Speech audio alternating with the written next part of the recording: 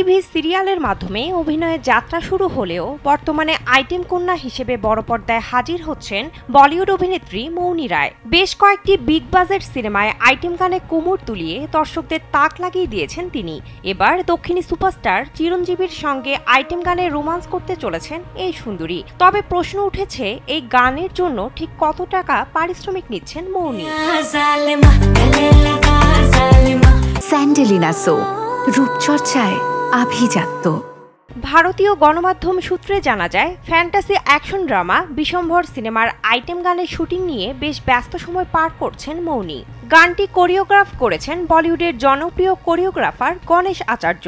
সম্প্রতি শুটিংয়ের কয়েকটি দৃশ্য প্রকাশ্যে এসেছে সামাজিক যোগাযোগ মাধ্যমে।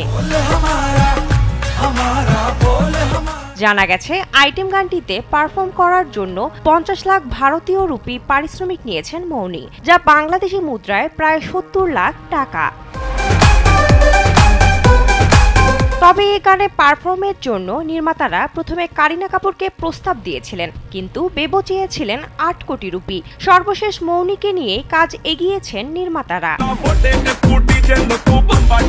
মল্লিদেব ভাসিস্ট পরিচালিত এই বড় বাজেটের সিনেমাটিতে চিরঞ্জীবীর বিপরীতে কেন্দ্রীয় চরিত্রে দেখা গেছে দক্ষিণী অভিনেত্রী তৃষা কিষানকে।